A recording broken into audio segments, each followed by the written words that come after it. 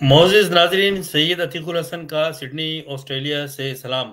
आज 23 मार्च है, हफ्ते का दिन है और यहाँ सिडनी ऑस्ट्रेलिया में इस वक्त 1:28 हुए हैं। 23 मार्च का दिन पाकिस्तान की कौम के लिए, पाकिस्तान के लिए एक बहुत बड़ा दिन है, तारीख साज दिन है, क्योंकि 23 मार्च 1940 को हिंदुस्तान के मुसलमानों ने, मुस्लिम लीग ने, ऑल इंडिया मुस्लिम लीग ने कायद-ए-आज़म मोहम्मद अली जिन्ना की सदारत में एक 3 रोज़ा कन्वेंशन किया था लाहौर में, मंटो पार्क में, जो अब मीनार पाकिस्तान जहाँ पर है, वहाँ पर वो कन्वेंशन हुआ और उसमें करारदाद पास की गई, जिसमें कि पाकिस्तान बनाने की बात की गई। 12 नुकात पर ये रिज़ोल्यूशन पास हुआ और इस रिज़ोल्यूशन की बेस के ऊपर जब पाकिस्तान बना 14 अगस्त 1947 को, तो उसके बाद में फिर पाकिस्तान के पहले वज़ीर आज़म लियाकत अली ख़ान ने कायद-ए-आज़म के साथ बैठकर एक ऑब्जेक्टिव रिज़ोल्यूशन पास किया, जिसके बेस पर आइन बनना था। ये रिज़ोल्यूशन 7 मार्च 1949 को असेंबली में जमा कराया गया और वो फिर 12 मार्च 1949 को पास हुआ। ये रेज़ोल्यूशन में 12 पॉइंट थे। पाकिस्तान की जो करारदाद है उसमें भी 12 पॉइंट थे। इसी के ऊपर पाकिस्तान का आइन बनना था, जो जिस पर काफ़ी बहस चलती रही, बहुत सारे तज़ाद हुए, बहुत सारे डिफरेंट ओपिनियन थे। 1956 में पाकिस्तान का आइन भी बन गया, लेकिन 1956 के बाद 1 साल ही इमरजेंसी लगा के उस आइन को फेंक दिया गया उठा के। अब हकीकत ये है कि आज का पाकिस्तान जो है, क्या वही पाकिस्तान है जिसके लिए जिसकी करारदाद मंजूर हुई थी, जिसके ऑब्जेक्टिव्स डिफाइन किए गए थे? क्या जो हमने वादा किया था बनियान पाकिस्तान से, पाकिस्तान के फाउंडर से, कायद-ए-आज़म मोहम्मद अली जिन्ना से और उनके साथ जो उनके साथी थे और फिर लाखों मुसलमान थे जिन्होंने कुर्बानी दी, तो पाकिस्तान जब 14 अगस्त 47 को वजूद में आया, तो पाकिस्तान तकरीबन 20 लाख लोगों की कुर्बानियों का नतीजा था और लाखों लोग अपने दरबदर हो गए। उन्होंने वो इलाके छोड़ दिए जहाँ हिंदुओं की मेजोरिटी थी और पाकिस्तान को अपना हमेशा के लिए घर बना लिया। जब पाकिस्तान बना तो 2 हिस्सों में पाकिस्तान बना और एक मशरकी पाकिस्तान जहाँ बांग्लादेश है आज, और एक मगरबी पाकिस्तान जो आज का पाकिस्तान है। और उसकी बुनियाद ये थी, हालाँकि वो सही तरह पे तक़सीम भी नहीं हुई थी, एक लंबी बहस है, आज का टॉपिक नहीं है, क्योंकि मैं इसको शॉर्ट करके आज के अकाइद की रोशनी में पाकिस्तान रिज़ोल्यूशन डे 23 मार्च की बात करना चाहता हूँ। लेकिन मैं 1-2 पॉइंट उसमें बताना चाहता हूँ और फिर ये देखें कि हम क्या खड़े हैं। तो रिज़ोल्यूशन ऑफ पाकिस्तान ये कहता है, ये बहुत छोटी राइटिंग में है, तो लिहाज़ा मैं बड़ी स्क्रीन पे इसको पढ़ूँगा।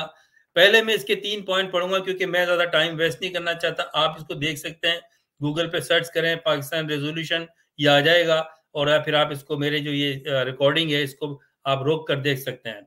पहली चीज़ ये थी इस करारदाद की, sovereignty over the entire universe belong to Allah Almighty alone, and the authority which He has delegated to the state of Pakistan through its people for being exercised within the limits prescribed by Him is a trust, sacred trust. इसका मतलब ये है कि पाकिस्तान जो है वो अल्लाह ताला की ताकत से, अल्लाह ताला की तरफ से दिया गया है और अल्लाह ताला की जो हाकिमियत है, पाकिस्तान उस पे बिलीव करता है, करेगा और ये करता है। और पाकिस्तान एक इस्लामिक स्टेट होगी जहाँ पर एक्सरसाइज किया जाएगा पाकिस्तान में एक सेक्रेड ट्रस्ट को पाकिस्तान के लिए। तो दूसरा इसका कंटेंट ये है कि this constituent assembly representing the people of Pakistan resolves to frame a constitution for the sovereign independent state of Pakistan. Pakistan के लिए एक कानून बनाया जाएगा पीपल ऑफ पाकिस्तान के लिए, जो रन करेंगे रियासत को उस फ्रेम में जिसमें पाकिस्तान एक आज़ाद रियासत होगा। और उसके बाद फिर कायद-ए-आज़म ने इसको डिफाइन किया था कि पाकिस्तान एक आज़ाद इस्लामी फराई रियासत होगा। तीसरा उसका पॉइंट, अहम पॉइंट ये है कि the state shall exercise it's power and authority through the chosen representatives of the people of Pakistan. Pakistan जो है वो रन करेगा पाकिस्तान के अवाम की तरफ से जो उसके चोजन, जो वो सेलेक्ट करेंगे नुमाइंदे अपने इलेक्शन के थ्रू, आज का मतलब ये है वो नुमाइंदे इस पाकिस्तान की स्टेट को चलाएंगे उस कॉन्स्टिट्यूशन के जरिए जो कॉन्स्टिट्यूशन बेस होगा ऑब्जेक्टिव ऑफ रेजोल्यूशन में। तो और ये करारदाद पाकिस्तान के तहत क्या ये पाकिस्तान उस तरह चलाया गया? बिल्कुल नहीं चलाया गया। उसके बाद से ये रेजोल्यूशन जो है, उसके बाद ऑब्जेक्टिव रेजोल्यूशन लियाकत अली खान ने, पाकिस्तान के पहले वजीर आजम ने कायदे के साथ बैठकर इसको फाइनल किया और 7 मार्च 1949 1949 को ये असेंबली में उस वक्त की पेश किया गया और 12 मार्च 1949 को ये पास हुआ। 75 मेंबर्स ने इसको पास किया। क्या आज ये पाकिस्तान, या जब से ये पाकिस्तान वजूद में आया है, इस करारदाद पे अमल किया गया? नहीं किया गया। हमने जो वादा किया था, हमसे मुराद पूरी कौम है, मैं भी शामिल हूं, लेकिन हमें जो पाकिस्तान मिला, जब हमने बड़ा आंख खोली मैंने, तो पाकिस्तान तो मैंने देखा, मैं हाई स्कूल में था कि टूट रहा था, उस पर तो टूट गया। तो हमने अल्लाह को हाजिर नाजिर जान के एक अल्लाह से वादा किया कि हम एक ऐसी इस्लामी स्टेट बनाएंगे, एक ऐसी इस्लामी स्टेट बनाएंगे कि जहां पर उसको वो एक आज़ाद मुमलिकत होगी, उसकी जो बेस होगी वो इस पे होगी कि इस खुदादाद मुमलिकत की जो हाकिमियत है वो उसका अल्लाह है, और उसके बाद उसके जो नुमाइंदे हैं वो रियासती निज़ाम बना के कानून के तहत, जो कानून इस्लामी फलाई रियासत का होगा, ये इसका तफसील है, उसके तहत वो चलाया जाएगा। लेकिन इस तरह नहीं चलाया गया। कायद-ए-आज़म मोहम्मद अली जिन्ना ने साफ तौर पर ये कहा था, और मैं आपको ये उनका एक कॉल, उनके सैकड़ों कॉल हैं, हालांकि कायद-ए-आज़म मोहम्मद अली जिन्ना को पाकिस्तान बनने के बाद 14 अगस्त के बाद 1947 के बाद ज़्यादा वक्त नहीं मिला। 1948 में 11 सितंबर को उनकी वफात हो गई, लेकिन थोड़े से पीरियड में उन्होंने वो बातें की, अगर हमारी कौम उनके उनके उनकी बातों पे अमल करती तो आज हम इस तरह दुनिया में जलील नहीं होते जैसे आज के हुक्मरानों ने दुनिया में जलील कर दिया हमें।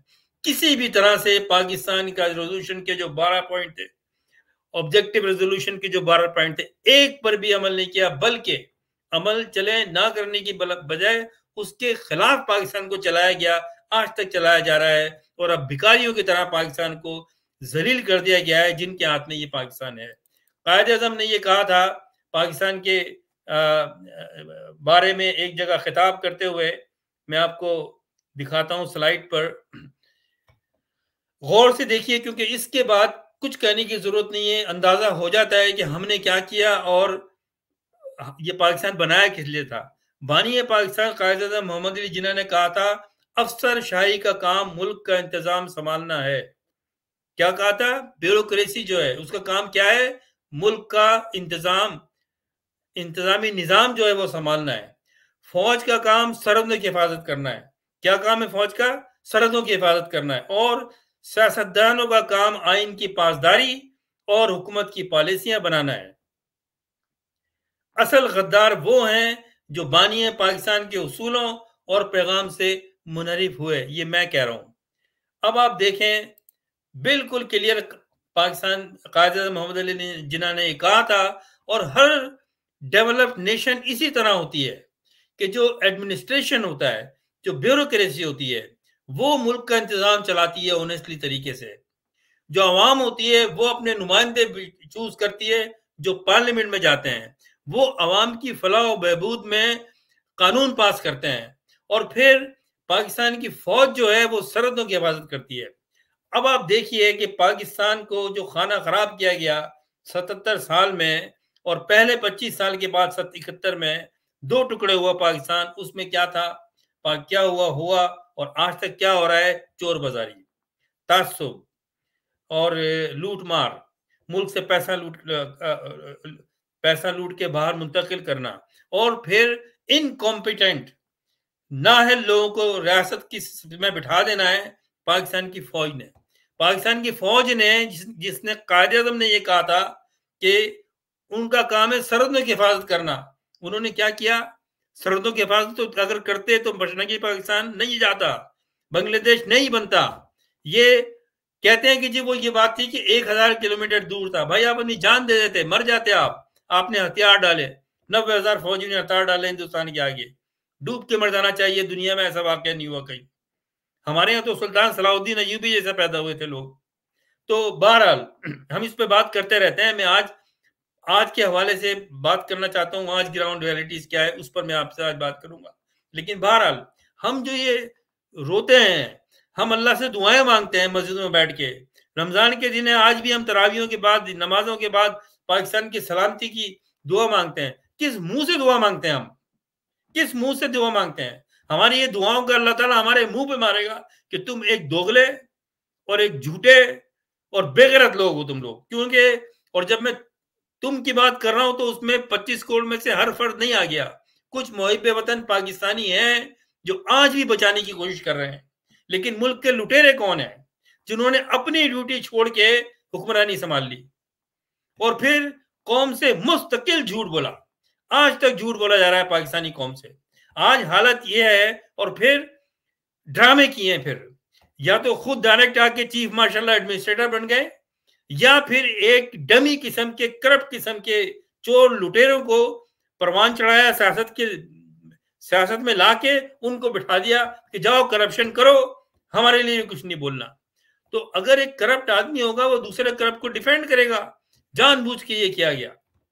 और आप देख लें कि आज क्या हालत है पाकिस्तान की। आप रोजाना पाकिस्तानी कौम की, पाकिस्तान की शर्मिंदगी की खबरें देखते रहते हैं, जिस पर हमें शर्मिंदगी होती है कि दुनिया में शायद ही किसी इस्लामी मुल्क में ऐसा होगा। पाकिस्तान एक नजरियाती मुल्क था, एक नजरिए के तहत वजूद में आया था, एक रेजोल्यूशन के तहत वजूद में आया था, एक डेमोक्रेटिक वे में तक वजूद में आया था।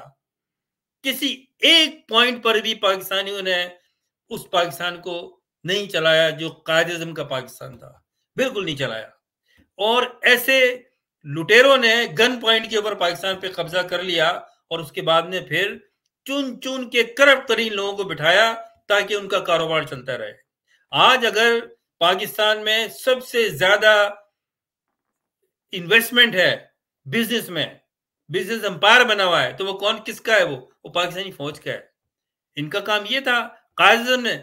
और आज और मैं ये कहता हूं, अरे गद्दारी की सजा तो उनको मिलना चाहिए जिन्होंने बानी पाकिस्तान की बात नहीं मानी, या उनको मिलना चाहिए जो बेचारे रोजाना की दिहाड़ी पे काम करते हैं, या उनको मिलनी चाहिए जो पाकिस्तान का नारा लगाते हैं, जो बताते हैं कि देखें ये बात तय हुई थी, इसलिए पाकिस्तान बनाया गया था।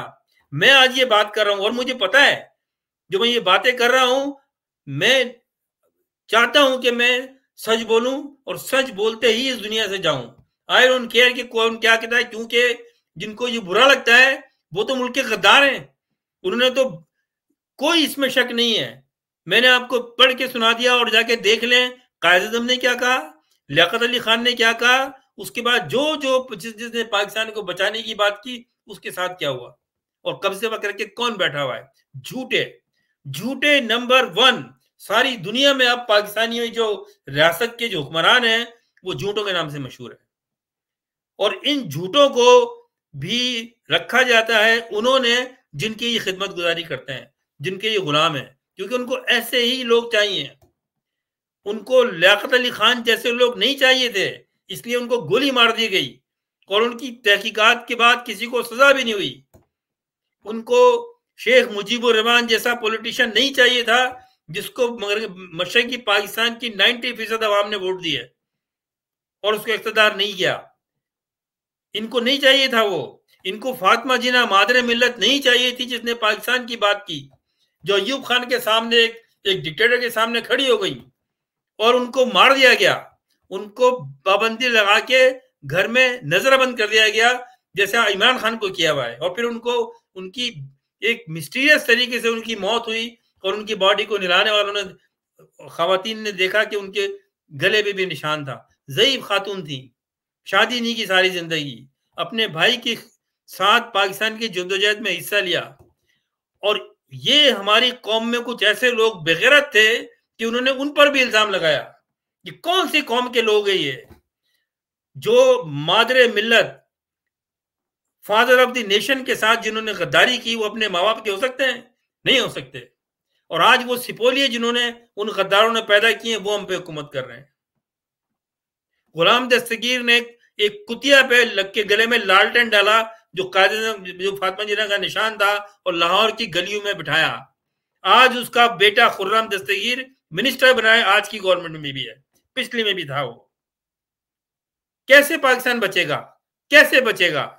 अल्लाह ताला की सजा है ये। आप किसी से वादा करते हो हल्फिया हलफ उठा के, पाकिस्तान के ऐवानों में जिसपे बड़ा खूबसूरत अरबों रुपया अब लगाकर, करोड़ों रुपए लगा के इमारतें इतनी खूबसूरत बनाई है कि उस खित्ते में किसी की नहीं होगी। हिंदुस्तान की पार्लियामेंट भी ज्यादा खूबसूरत नहीं है। हिंदुस्तान की चीफ आला अदलिया आला जो है वो इतनी खूबसूरत नहीं है जितने इन्होंने बनाया है।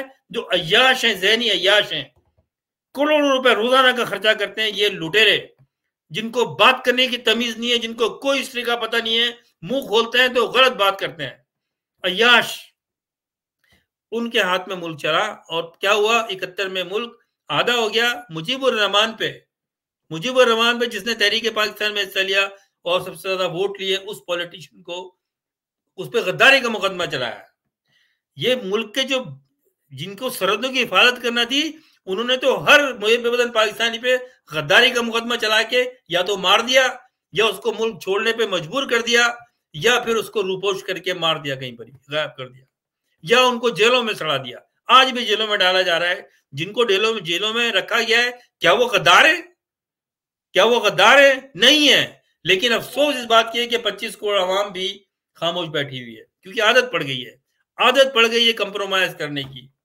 और जो ये एक बेगैरती है उसको नाम क्या दिया है? मुसालहत कर लेते हैं, मुफाहमत कर लेते हैं। बेगैरती का नाम जो है मुफाहमत है पाकिस्तान में। और वो चोर लुटेरे उचक के, ना उनके बाप दादा ना उनके माँ बाप का कोई इन्वॉल्वमेंट था पाकिस्तान बनाने में, वो आज पाकिस्तान को चला रहे हैं टूटा फूटा, हर किसी के सामने भीख मांगते हैं। ये है।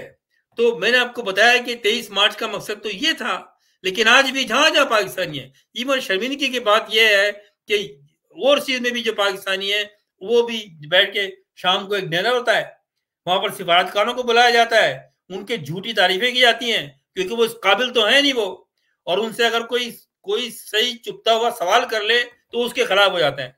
ये वो कौम है हमारी, वो कौम है हमारी। और ये मेरे साथ हुआ है।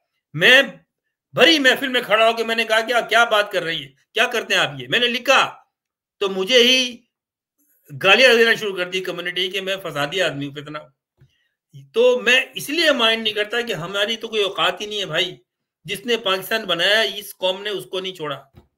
हमारी तरबियत ही नहीं हुई। तरबियत कैसे होती है हमारी? हमारे पहले वज़ीर को तो गोली मार दी गई, जिसने अपनी जो जद्दी पुश्ती नवाब था, इसमें कोई शक है? हरियाणा में सबसे बड़ा उसका महल था, सब छोड़ के आ गए, क्लेम भी नहीं किया। उस पर बातें करते हैं। तो बात सारी है, ये तो मैं बहुत दफा कह चुका हूं, दिल दुखता है तो फिर बात लंबी हो जाती है। अब आइए कि पाकिस्तान का अब होगा क्या। आप ये देखिए, ऐसे छोटे लोगों को, ऐसे हिस्ट्री शीटर लोगों को पाकिस्तान की बागडोर दे दी है कि वो इसी में खुश हैं कि पाकिस्तान में जो उनकी फॉरेन अफेयर्स का जो असिस्टेंट फॉरेन अफेयर्स है फॉर साउथ एशिया, वो क्या है? पाकिस्तान को अगर देखें ब्यूरोक्रेसी को, तो वो एक 18 ग्रेड का ऑफिसर होता है। उसके उससे मिलके भी बड़ी खुशी होती है, पाकिस्तान के एम्बेसडर से मिलके, क्योंकि खुद छोटे लोग हैं ये। एक वक्त था, चाहे उन्होंने कैसी भी रियासत संभाली, लेकिन उनकी शख्सियत ऐसी थी, अयूब खान से लेके फिर जुल्फ़िकार अली भुट्टो तक, फिर बेनज़ीर तक और मुशर्रफ, फिर इमरान खान, कि उन वो बात करते थे हेड ऑफ द स्टेट से अमेरिका की। आज ये बोने, कमतर, अय्याश, जाहिल और जिनका कोई लगाव नहीं है पाकिस्तान से, वो पाकिस्तान अमेरिका के सफीर के आगे जाते हैं तो उनकी न्यूज़ लगाई जाती है। एक प्रोटोकॉल होता है। इमरान खान को जब वहाँ के मिनिस्टर ऑफ स्टेट के और फॉरेन अफेयर्स के ने बात करनी चाहिए टेलीफोन पे, तो इमरान खान ने मना करवा दिया अपने सेक्रेटरी से कि मैं अपने काउंटर जो मेरा हम मनसब है अमेरिका में, उससे बात करूंगा। अगर इसको बात करनी है तो मेरे वजीर खारजा से कर ले। एक स्टेटस होता है। और आपने देखा कि जब वो अमेरिका गया इमरान खान, तो किसने उसके साथ बैठ के बातें की? प्रेसिडेंट ने। ये जो छोटे लोग हैं, ये छोटे लोग जिनको कोई मुंह नहीं लगाता, जो बाहर नहीं निकल सकते, जूते खाते हैं जब बाहर निकलते हैं, तो ये एक जो है अमेरिका का जो एक सेक्रेटरी ऑफ स्टेट है, वो उसका भी असिस्टेंट वो कौन है? डोनाल्ड लू। जो चर्चा है उसका, वो है क्या? एक ब्यूरोक्रेट है, वो एक असिस्टेंट है, वो एक साउथ एंड सेंट्रल एशिया का वो एक असिस्टेंट सेक्रेटरी है, सेक्रेटरी भी नहीं है। पाकिस्तान में एक 18 ग्रेड का ऑफिसर होता है, जो पाकिस्तान में सफीर है, उससे भी छोटा होता है वो। उसके बयानात को हमारे मुल्क के जाली बेगैरत कमीने लोग बैठकर टेलीविजन पे बड़े खुश हो रहे हैं कि डोनाल्ड ने यूं कह दिया, यूं कह दिया। तुम्हारी अपनी हैसियत देखो, तुमने पाकिस्तान को कितना जलील कराया है, कहां से कहां ले गए। एक एक जमाना होता था, खैर उनका एक अलग प्रोग्रेस, उनकी एक अलग बुक है, उसमें बयान कि उन्होंने पाकिस्तान के लिए क्या किया क्या नहीं किया, वो एक अलग बात है। लेकिन फिर भी एक रुतबा होता है, एक प्रोटोकॉल होता है। पाकिस्तान का सदर दूसरे मुल्क के सदर से बात करता है, पाकिस्तान का वजीर खारजा उसके वजीर खारजा से बात करता है। लेकिन जो छोटे लोग होते हैं, जो छोटे लोग होते हैं, जो हराम की कमाई खा के समझते हैं कि हमने बहुत तीर मार लिया, वो एक आम सेक्रेटरी की बात बात कर लें तो उसकी फोटो छपते हैं, डॉन में बड़ा फोटो आ रहा है। कहां चला गया ये मुल्क? खत्म हो गया आपका मुल्क। अब मैं बात करता हूं तो ये है, वो खुश हो रहा है जनाब। अब आप ये बताइए, इस बात पे खुश हैं कि जी डोनाल्ड लू ने यूं कहा और ये कहा। अरे भाई, आपने उसकी बात पे तवज्जो क्यों दी? सुनी क्यों आपने? एम्बेसडर क्यों गया मिलने के लिए? वो कहता मैं बात नहीं कर सकता आपसे।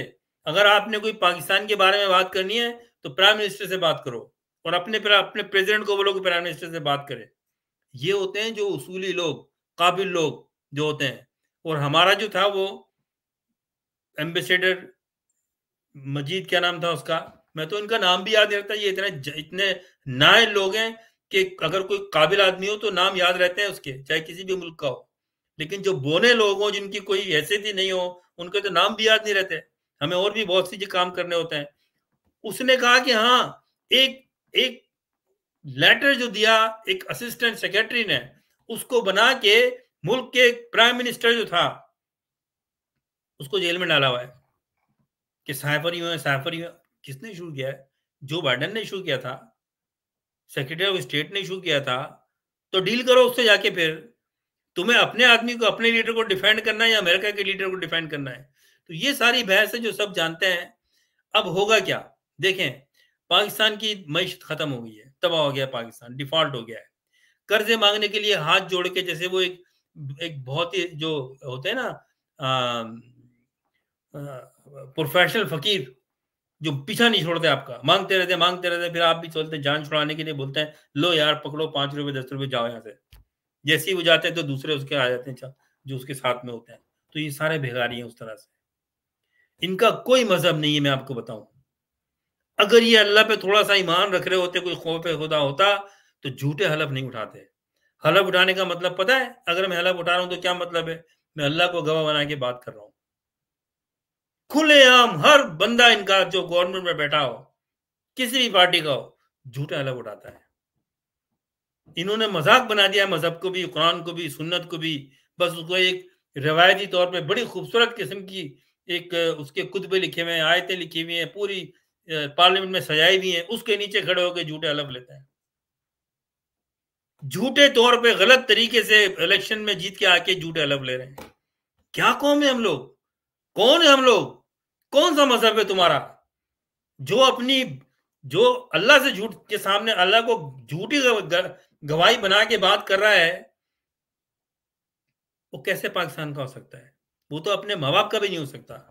तो रोजाना इनके ड्रामे देख रहे हैं, और पाकिस्तान जो है दिनों में गिना जा रहा है कितने दिन बाकी है पाकिस्तान के। अब आप मुझे आप मुझे जो भी कहें, मैंने ये सोच लिया था जब से ये शुरू हुआ है पिछले 2-3 साल से, और मैं काफी अरसे से मेरे व्लॉग देखे हैं, और मैं इसलिए कहता हूं कि आप देखा करें। मैं जो बात कह रहा था वो बिल्कुल सही होती नजर आ रही है। थोड़ा ही वक्त रह गया है। आज अफगानिस्तान की वैल्यू पाकिस्तान से ज्यादा है, उनकी करेंसी हमारे से ज्यादा बड़ी है, बांग्लादेशी करेंसी हमसे बड़ी है, नेपाल की करेंसी हमसे बड़ी है। ये यहां पहुंचा दिया इन बेगैरतों ने। और ये खुशी क्या मनाते हैं, इनकी कारकर्दगी क्या है कि हमें लोन मिल जाएगा। सुभान अल्लाह। तो अवाम को चाहिए, अगर पाकिस्तान रखना है, एक ही इसकी तरकीब है, मैं जो बात करता हूं आगे। अब आइए आज का टॉपिक जो मैंने चुना था, और मैंने कहा ये मैं 23 मार्च को इससे बारे में बात करूंगा कि हमारा रेजोल्यूशन क्या था और हम कहां पहुंच गए। पता है बहुत से लोगों को, लेकिन हम सोए हुए हैं बस, क्योंकि हमारा दिन तो गुजर जाता है ऐसे तैसे, जैसे तैसे हम कमाई ले आते हैं, कर लेते हैं और एक दिन गुजार लेते हैं और कहते हैं छोड़ो, हमें क्या लेना है इससे, हम वो कौम है। तो टॉपिक ये था कि जो मौजूदा रियासती निज़ाम है वो आलमी सतह पर नंगा हो गया है। अगर इस निज़ाम के खिलाफ कौमी जहाद के लिए ना निकले तो ये रियासती माफिया पाकिस्तान में भूख नंग, जराइम, लूट मार की दास्तान रकम करेगी। बिलाखिर केपीके और बलूचिस्तान से आज़ादी की तहरीकें मैदान में आएंगी। सिंध भी आज़ादी की बात करेगा। भारत, अफगानिस्तान और ईरान इन तहरीकों का साथ देगा, जिनके पीछे चीन और रूस भी शामिल होगा। ये मेरा एक कुल्ली तजिया है। आप इसको ना माने तो ना माने। मुझे याद है मैं हाई स्कूल में था, जब मेरे बाप ये बात करता था कि ये मुल्क टूट जाएगा, बांग्लादेश बन जाएगा, तो उसका मजाक उड़ाते थे। ऐसे कैसे हो सकता है, पाकिस्तान अजीम ताकत है। और फिर चुप होकर भाग गए, बैठ गए, कोई प्रोटेस्ट नहीं हुआ, कोई मातम नहीं हुआ, कोई एहतजाज नहीं हुआ, कुछ नहीं हुआ, पाकिस्तान टूट गया, बस टूट गया। और क्या कहते थे, अरे ये भूखे बंगाली थे, अच्छा ही हुआ गया ये। आज भी ऐसे बैठे लोग बैठ के टीवी टॉक शोज में बात करते हैं। आज बांग्लादेश तुमको कर्जा दे सकता है, उसकी मईशत अच्छी है, प्रॉब्लम वहां पर भी है, लेकिन इतनी बेगैरती तो नहीं है। इतनी बेगैरती तो नहीं है कि आपको कोई लोन देने वाला नहीं है। इस जगह पे पहुंचा दिया। और कहां से ये मुल्क बना था, इसकी मईशत ये थी। पाकिस्तान से चीन ने कर्जा लिया है, जर्मनी ने कर्जा लिया है, कई ममालिक ने पाकिस्तान से कर्जा लिया है। कोरिया ने पाकिस्तान के महबूब हक साहब थे, शायद फाइनेंस के एक्सपर्ट थे, उनसे जो फाइनेंस मिनिस्टर भी रहे, उन्होंने कोरिया का प्लान की थी, प्लानिंग एंड डेवलपमेंट का जो स्ट्रेटेजी थी वो उन्होंने बनाई थी, और बजट का एक स्ट्रक्चर भी उन्होंने बना के दिया था। आज साउथ कोरिया कहां पहुंच गया है। पीआईए ने कई एयरलाइंस की मदद की थी, टॉप की एयरलाइन में आते थे, टॉप की 5 एयरलाइन में पीआईए का नाम था। आज उसको बेचने के पीछे लगे हुए हैं, कोई पैसे भी देने के तैयार नहीं है। खत्म कर दिया पीआईए के उसे, क्योंकि वही चोर बाजारी सबको पता है। तो अब क्या रह गया है हमारे मुल्क में, अब ये रह गया है, जब एक आदमी नशे में पड़ जाता है ना, और फिर उसके आदी हो जाता है, तो वो जॉब भी चली जाती है। फिर क्या करता है वो, आखिर में बीवी के जेवर बेचता है, फिर अपने घर के बर्तन बेचता है, फिर टीवी बेचता है, क्योंकि उसने अपना नशा पूरा करना होता है। एग्जैक्टली यही हालत है जो इस वक्त बैठे हुए ये हुक्मरान। और जो फौज है, ये भूल जाए, कोई लड़ने की ताकत नहीं है इनमें। और लड़ाई भी कब है, ये कौन सी जंग उन्होंने जीती है। हमें अफसोस इस बात का है कि हमें हमसे झूठ बोलवाया, हमें ये बताया गया कि 65 में ये हुआ, फलाना हुआ, यो में दफा हुआ। हम भी, हमारे माँ बाप भी, मेरा घर हैदराबाद में छावनी के करीब था, तो मेरी वालदा तैयार करके, और गरीब लोग थे हम लोग, वो जाके कपड़े लेके आते थे फौजियों के, और ये वहां बना के हम स्कूल में होते थे, प्राइमरी स्कूल में, और छावनी में जाके हम मेला देखते थे, पाकिस्तान जिंदाबाद के नारे लगाते थे। बाद में पता ही चला कहानी तो कुछ और थी। कैसे लोग हैं हम लोग। आज देखें आप, कोई एक भी जो हुकूमत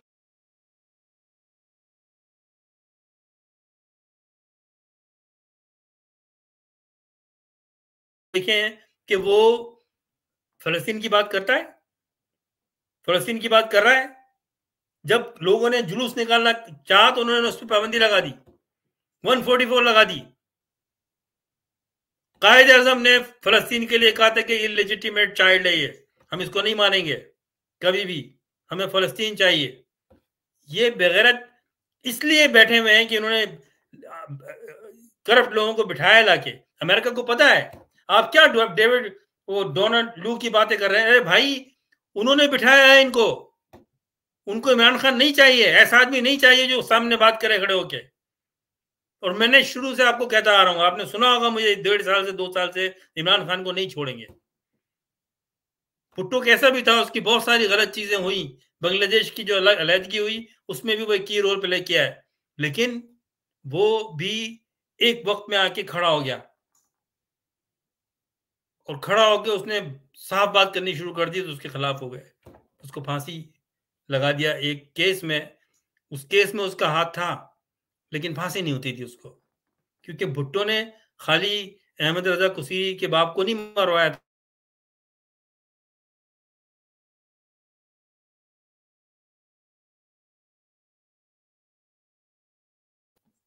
एम आई अरशद जैसे जो दुनिया के नामी गिरामी जर्नलिस्ट, उनका कत्ल करवा के खत्म कर दिया। उस पर बात ही नहीं करते हैं चीफ जस्टिस साहब। टू है ये, झूठा आदमी है ये। इसने अपना फ्लैट लिया हुआ है लंदन में, उस पर खत्म करवा दिया केस। झूठ बोलता है बैठ के। तो ये हमारे हालात हैं। अब देखें, तो मैंने जो आपको कहा कि एक ही तरीका है कि कौम को 25 करोड़ की आवाम है, दुनिया की 6 नंबर पे आती है, और उस अवाम ने जिस तरह से वोट दिए हैं, मैं उनको खराज तहसीन पेश करता हूँ। लेकिन ये काफ़ी नहीं है। वोट दे के, मैंडेट लेके भी देख लिया कि ये लोग मैंडेट भी उनको उठा के रद्दी की टोकरी में फेंक कर उन्हीं को बैठा दिया जिनको बैठाना था, और अब उनसे वो करवाया जाएगा जो जिसके लिए वो लाए थे, और जिसके लिए इन्होंने वादा किया अपने माई बाप से जो अमेरिका में और लंदन में बैठे हुए हैं। उनसे वादा किया उसको पूरा करने, और वो इनको साथ देंगे। आप भूल जाएं, ये क्या खबरें लगाते हैं आपके डोनाल्ड लू 18 ग्रेड का। मैं समझता हूँ वहाँ पाकिस्तान का मुकाबला करें तो इतने का बनता है वो। उसके पीछे प्रोग्राम हो रहे हैं, टॉक शो हो रहे हैं, मीडिया में भी ऐसे जाहिल लोग खाना बस वो टाइम पूरा करते हैं और अपने व्यूअरशिप बढ़ाने के लिए उल्टी सीधी बस वो लगे रहते हैं।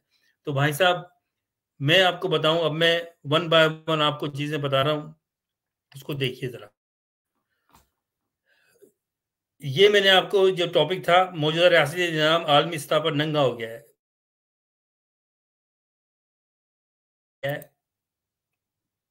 मगरबी ताकतें एक मरतबा फिर पाकिस्तान में अफगानिस्तान जैसे हालात पैदा करेंगी।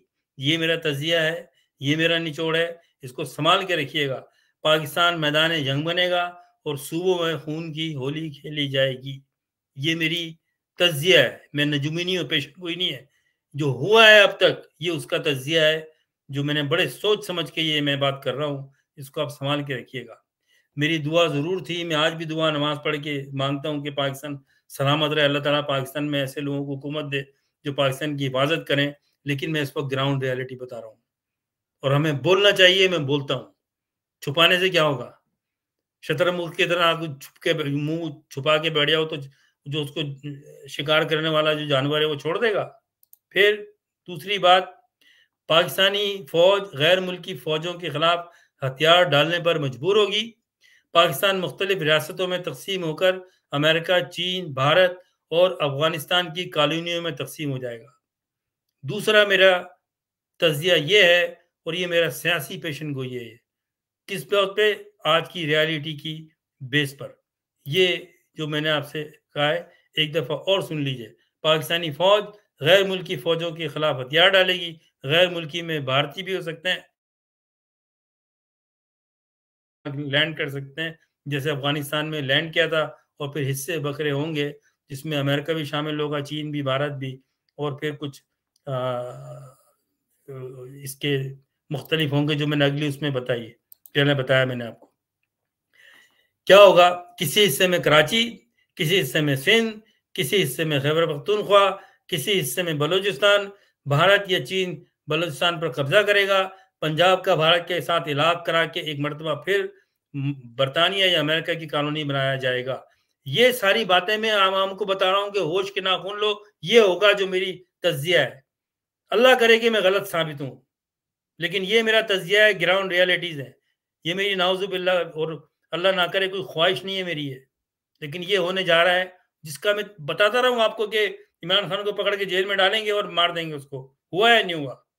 और भूल जाए इमरान खान को छोड़ेंगे ये फ़ुज़ूल टाइम वेस्ट करना है। वकीलों के पास जाके वहाँ अदालतों में, चोर उचक्के अदालतों में जाके क्या कर रहे हैं आप? अभी मैं उस पे बात करता हूँ। तो ये होगा, ये जो नज़र आ रहे हैं, इन हिस्सों में बाँट के ये तक़सीम कर दिया जाएगा ताकि हमेशा के लिए खामोश हो जाए। पाकिस्तान, पाकिस्तान, पाकिस्तान दुनिया से। उसके बाद इमरान खान एक आखिरी उम्मीद है। अब क्या करना है? इमरान खान आपको एक आखिरी उम्मीद थी, अल्लाह ताला ने दिया था। हमारे सारे जो गुनाह हैं उनको देखते हुए हर काम हमने उल्टा किया है, फिर भी अल्लाह ताला ने, क्योंकि उसमें शहीदों का खून इसमें इन्वॉल्व है, हमारे माँ-बाप का खून इन्वॉल्व है, कुर्बानी इन्वॉल्व है, तो अल्लाह ताला ने इमरान खान की सूरत में एक आखिरी उम्मीद दी थी। जब ये बात करता हूँ तो बहुत सौ को आग लग जाती है, क्योंकि वो उनमें अल्लाह ताला ने कोई वसअत ही नहीं दी कि सोच सकें पाकिस्तान को सामने रख के। आज भी वो नवाज शरीफ को सामने रख के सोचते हैं, कुछ जरदारी को सामने रख के सोचते हैं, क्योंकि खुद तो कुछ अकल है नहीं, खुद तो जिंदगी में कुछ हासिल किया नहीं, बस तनकीद करना है वो। और इस कौम ने अपने ही हुब्बे वतन लोगों को मारा है, आपके साथ हिस्ट्री है, और जो बताना चाहता है उसमें गालियां देना शुरू करते हैं। और मुझे पता है इस व्लॉग के बाद भी मुझ पे जो लिखा जाएगा, लेकिन मैंने तो अल्लाह ताला को जवाब देना है। मैं रोजे में हूं, जो मेरा दिल कर रहा है मैं ये बात कह रहा हूं, जो ग्राउंड रियलिटीज की बेस के ऊपर। ये मेरा कोई आइडिया है, मेरी कोई ख्वाहिश नहीं है, और मैं कहता हूं कि अल्लाह करे कि मेरी ये गलत हो जो बातें कर रहा हूं, तजिया, लेकिन यही कुछ हो रहा है।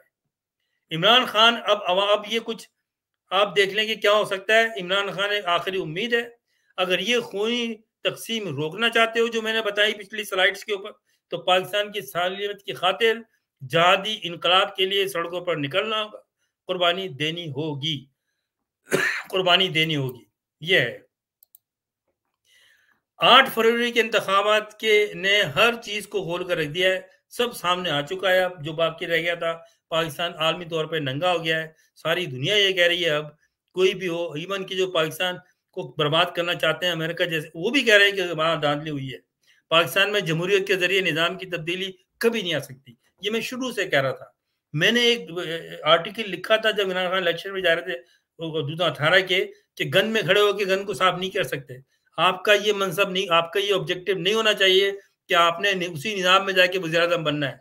आपने इनकलाब के लिए बात करनी चाहिए, क्योंकि आप निज़ाम की तब्दीली की बात करते हैं। लेकिन जब इमरान खान ने इरादा कर लिया, क्योंकि उसकी नीयत सही है, तो मैंने कहा ठीक है, हम फिर इसी तरह पे सपोर्ट करते हैं इसको, पता चल जाएगा। आज इमरान खान ने भी देख लिया और क्या हो रहा है, और छोड़ेंगे नहीं इमरान खान को ये, क्योंकि मुल्क में अदालतें है नहीं, इंसाफ है नहीं, एक एक डिक्टेटरशिप है भयानक किस्म की, जिसको चाहे बंद करा, जिसको चाहे मार दिया। और वो सोचते हैं कि इमरान खान को भी मार देंगे तो क्या कर लेगी कौम, उनको भी मार देंगे। एक होता है ना जिनको खून मुंह लग जाता है, इनको खून मुंह लग गया है। इन्होंने 10 लाख बंगाली मार के खून मुंह लगा हुआ है इनके। हम समझते हैं कि कितने बेरहम है, ये बेरहम नहीं है, इनका आदि मुजरिम है ये। जो आदि मुजरिम होता है ना, वो एक दफा चोरी करता है, फिर उसके लिए मामूल हो जाता है। वो सोचता है मैं तो काम करता हूँ, ये ठीक है भाई, जिसको तकलीफ होती है वो कर दे जो करे, हम क्या कर सकते हैं।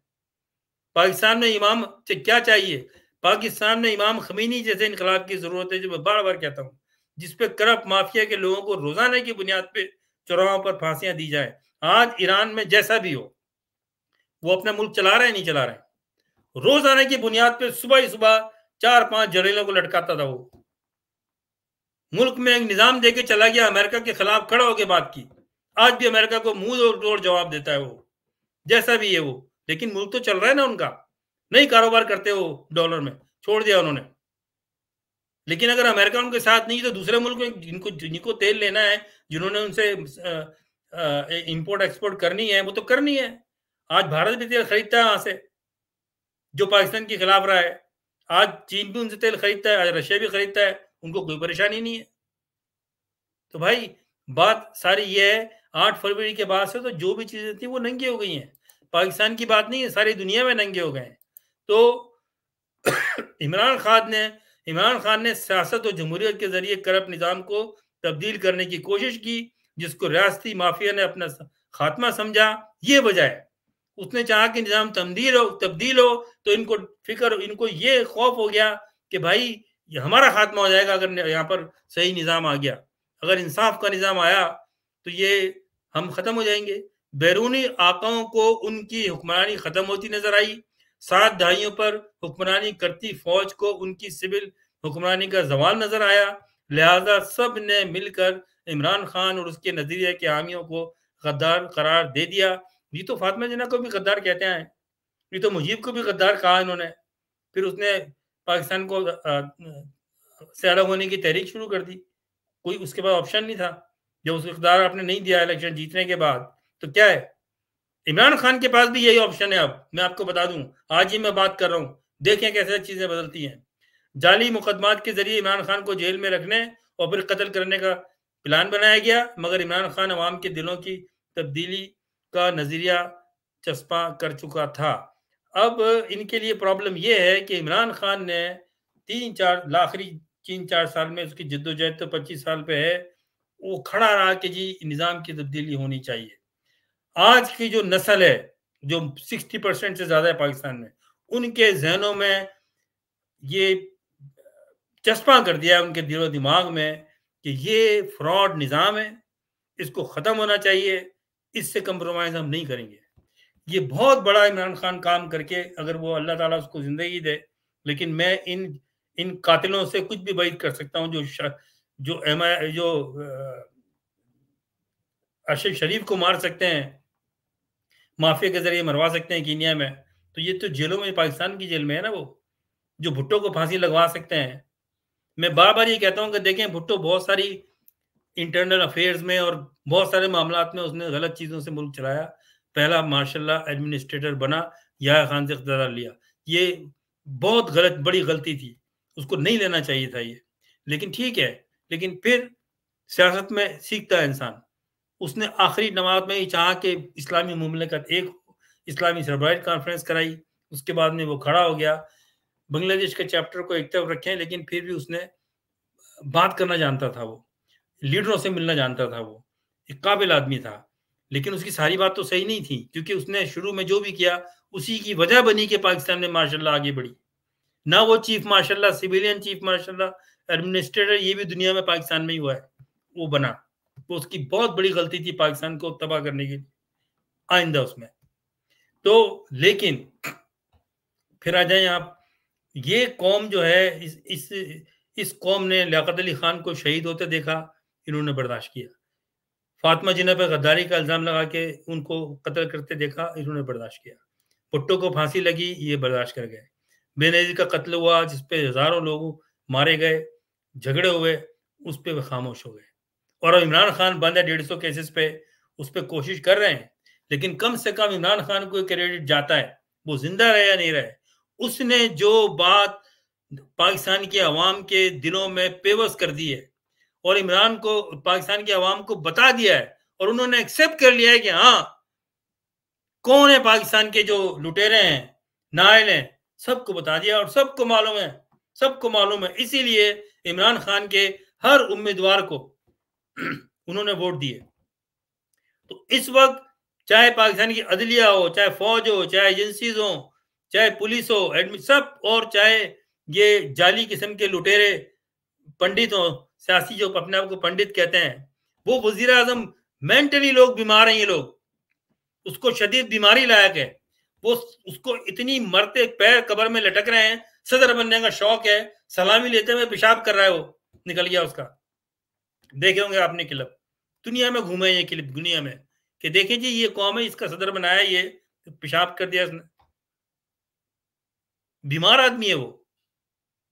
हम एक बीमारी के से हमदर्दी कर सकते हैं, लेकिन एक गद्दार से कैसे हमदर्दी कर सकते हैं हम?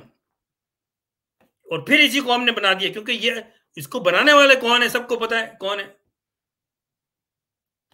एक वो जहनी बीमार, उसको डिमेंशिया भी है उसको, वो अपनी बेटी का नाम भूल गया, मरियम नवाज को कह रहा है मरियम औरंगजेब, उसके बराबर में खड़ी हुई है, वो देखिए हंस रही है। वो आपका चला रहा है एक पार्टी, और उसका भाई जो है, जो एक पागल आदमी है, मेंटल मरीज है ये। वो खड़ा होकर जब ये इमरान खान के दौर में कहता था कि मेरे कमर में दर्द है, मैं खड़ा नहीं हो सकता, ये जरदारी चेयर पे आता था ये। और इसके बहुत सारे लोग किधर गए? ये दुनिया के सबसे नंबर 1 फ्रॉडी हैं, जो उसने आपके मुल्क को घेरा हुआ है। इसको अगर खत्म करना है तो आपको निकलना पड़ेगा। मैं शुरू से मेरा इख्तलाफ रहा है इस बात पे लेकिन क्योंकि मैं जानता हूं, अल्लाह मुझे मौका मिला, मैंने इमरान खान से मुलाकात भी की है, और जब शौकत खानम था तो उस पर मैंने मैं अमेरिका में था उस वक्त, उसकी फंड रेजिंग में कैंपेन भी की है। तो मैंने देखा कि एक सच्चा आदमी है, उसको कोई लालची नहीं, लालच तो उसकी जिंदगी में है ही नहीं, लालच नाम की कोई चीज या कोई ओहदा लेने की। लेकिन कुछ फैसले उससे उसकी पार्टी में ऐसे किए गए जो गलत थे। मैं शुरू से ये बात कर रहा था, और मेरे ऐसे बहुत सारे लोग, कि आपकी मंजिल इस्लाम पाकिस्तान की पार्लियामेंट नहीं है, सदारत वज़ीर-ए-आज़म की कुर्सी नहीं है। निज़ाम की तब्दीली के लिए तहरीक चलाएं आप, भले आपके लोग अंदर हो जाए।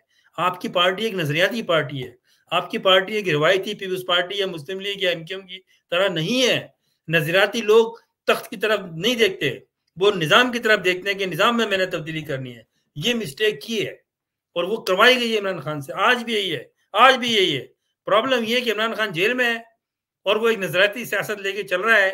कुछ लोग हैं जो नजरियाती हैं, जिन पे केस बना के वो रूपोश हुए हुए हैं, बड़ी मुश्किल से वो अपनी जिंदगी गुजार रहे हैं, छुपते छुपाते पहुंचते हैं पार्लियामेंट तक। लेकिन जो आज जिनके हाथ में पीटीआई है, वो नजरियाती नहीं है, वो पार्लियामानी सियासत को देख रहे हैं।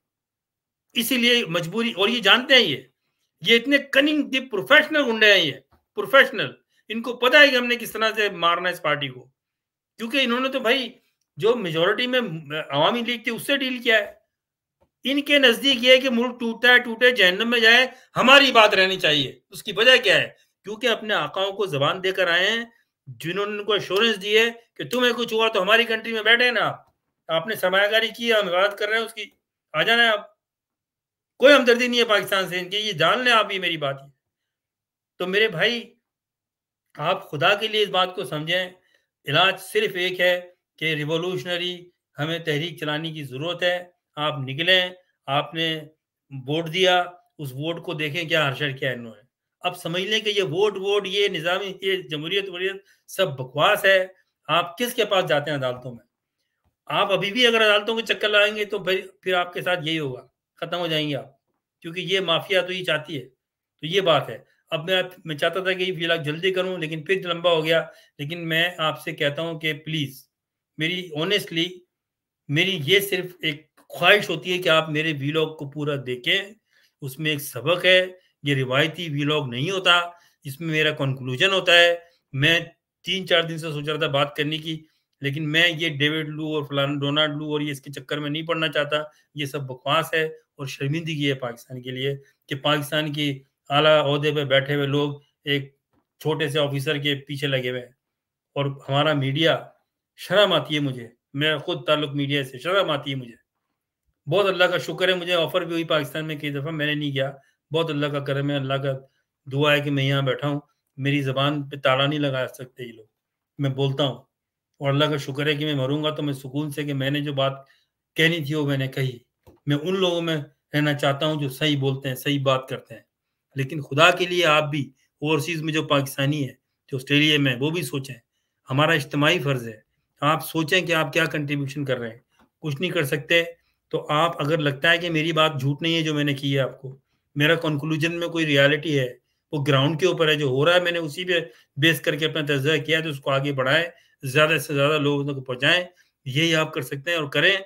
और मेरे जैसे जो बात कर रहा हूँ उसको आगे फैलाएं, अपने ड्राइंग रूम में बैठ के, अपनी महफिलों में बैठ के, ये आप पे जिम्मेदारी है इस वक्त। फिर इंशाल्लाह आपसे बात होगी। और दुआओं में याद रखिएगा मुझे, रमज़ान के महीने में, बाबरकत महीने में दुआ कीजिएगा पाकिस्तान की सलामती के लिए। हमने गिव अप नहीं करना है। मैंने जो की, मैंने वो तज़किया किया है ग्राउंड रियलिटी पे, लेकिन हम चाहते तो नहीं है ना ऐसा हो, कोई भी नहीं चाहता, मैं भी नहीं चाहता। लेकिन मेरा फ़र्ज़ है एज़ ए मीडिया एनालिस्ट कि मैं आपको आगे रखूँ कि भई ये होने जा रहा है। और जो मैंने चीज़ें बताई हैं, अल्लाह ना करे, लेकिन जो हमारे की करतूत हैं वो सब तो होगा। हम दुआएँ करते रहे, पाकिस्तान की सालमियत और मुस्तहकम, पाकिस्तान आधा हो गया। अल्लाह ताला ने तो वो किया जो हम डिज़र्व करते थे, वो इंसाफ़ करने वाला है। फिर इंशाअल्लाह बात होगी। अल्लाह हाफ़िज़।